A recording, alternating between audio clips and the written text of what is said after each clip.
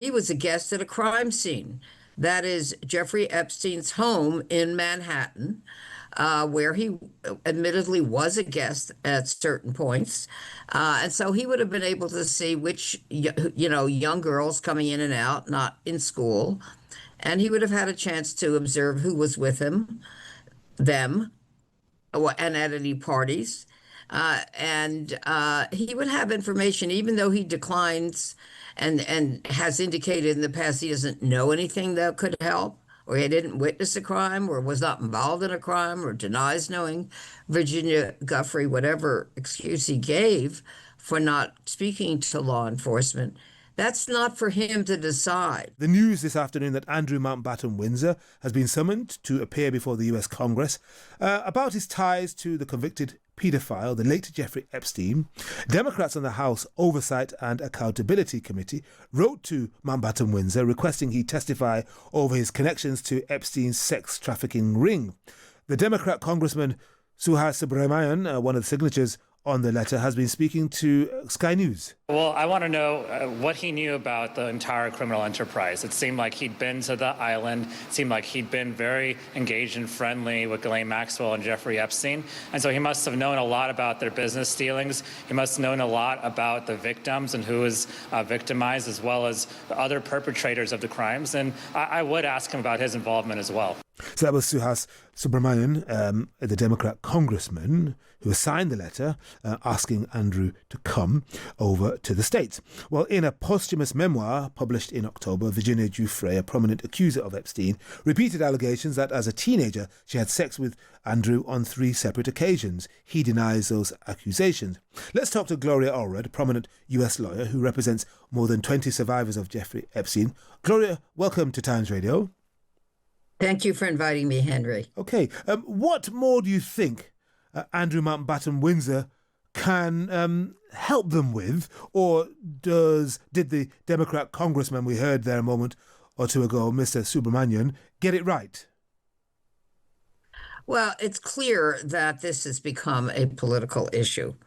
But having said that, the survivors of Jeffrey Epstein and some of Ms. Maxwell have made it clear that they would like, as a form of justice, to know the truth, to have transparency, to know everything possible about Jeffrey Epstein and who might have assisted him, enabled him, supported him, conspired with him to sex traffic underage girls, that's children, and in some cases, adults. And I think they should be able to learn that. Andrew is just one witness. There are others. But for some reason, he has declined to even speak to law enforcement. I have been urging him publicly for years before Congress ever even got involved, while Virginia Giuffre was still alive. And even though I did not represent her, I called on him publicly to voluntarily speak to the FBI, speak to Homeland Security, and speak to the prosecutors, and even the United States Attorney in New York, who was then investigating the case of Jeffrey Epstein, took the unusual step, Henry, of speaking out publicly and saying that he is calling on Andrew, formerly known as Prince, to answer questions that the United States Attorney and law enforcement had. He declined, that is, Prince Andrew at the time declined to do it. He gave various reasons, none of which, frankly, made any sense to me, especially because he had given an entire interview to the BBC, of course, not under oath, and of course, considered catastrophic by so many people. But why couldn't he just voluntarily speak to law enforcement? After all, he was a guest at a crime scene. That is Jeffrey Epstein's home in Manhattan, where he admittedly was a guest at certain points. And so he would have been able to see which, young girls coming in and out, not in school. And he would have had a chance to observe who was with him, them, and at any parties. And he would have information, even though he declines and has indicated in the past he doesn't know anything that could help, or he didn't witness a crime, or was not involved in a crime, or denies knowing Virginia Giuffre, whatever excuse he gave for not speaking to law enforcement.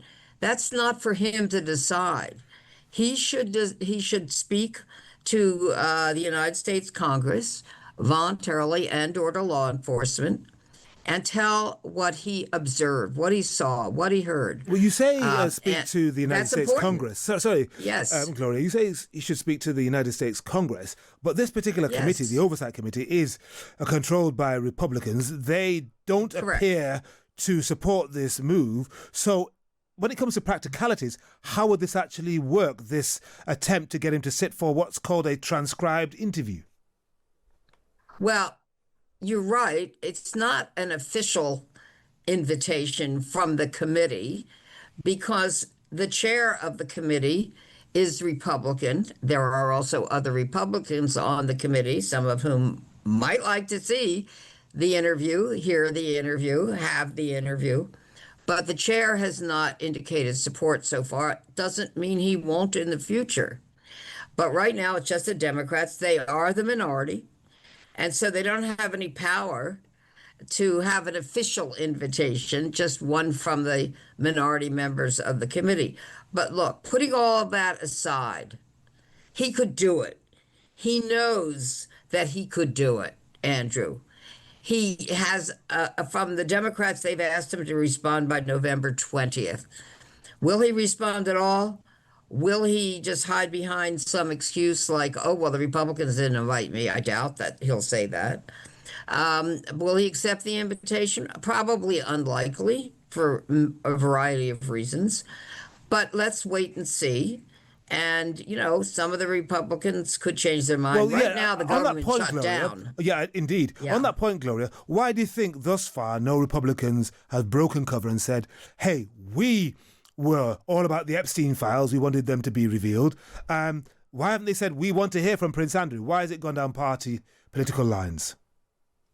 Well, maybe they've heard from the president in the White House.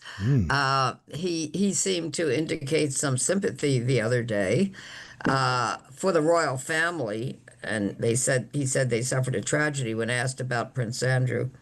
Of course, I would respectfully disagree that this is a tragedy because Prince Andrew, or Andrew, formerly known as Prince, is still alive. A tragedy is a word that usually applies to somebody dying.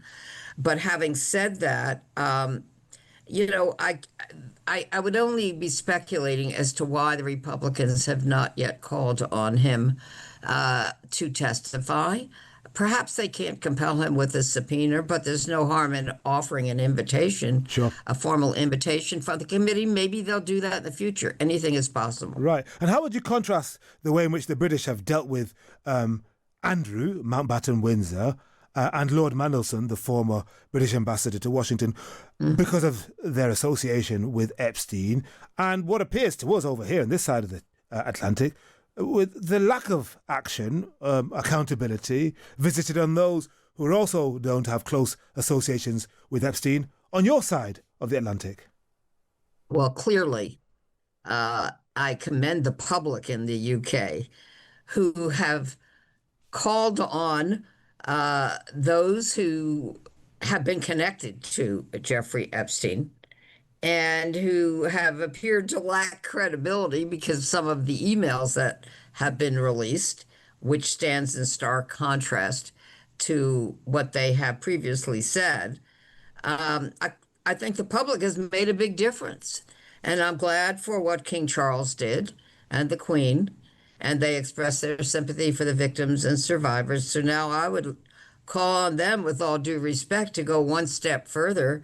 In addition to, stripping Andrew of his title, his honors, his privileges, and so forth, and having him evicted from the Royal Lodge, to call on him privately and or publicly to encourage him to speak to the Congress, to accept an invitation. and to volunteer, in fact, would be great PR for him. And I know that the king has indicated that they care about the survivors. Their sympathies are with them. And so what has happened in the UK has really been forms of punishment, which is well deserved, in my opinion, Yeah. for Andrew. But let's do something for the victims, the survivors. And doing something for them would mean calling on him to speak to Congress and or law enforcement, which anybody, even somebody who was not a prince, should do. If they'd been present at a crime scene where children were being sexually exploited and abused, I think the typical person would say, sure, I'd be happy to tell what I know. Maybe I didn't see that. Maybe I didn't, and I didn't do it. But still, if I can provide any information that could help law enforcement or investigators in Congress, I'd be happy to share that with them. Well, let's They wait and wouldn't- see what he does. They wouldn't do run. Yeah, they wouldn't Yeah. do run and hide and lots of, technical reasons for not cooperating. Well, the pressure has mounted. It may get to a point where it's irresistible. Let's wait and see. Gloria Allred, a prominent US lawyer representing more than 20 survivors of Jeffrey Epstein, thank you very much indeed for joining us on Times Radio.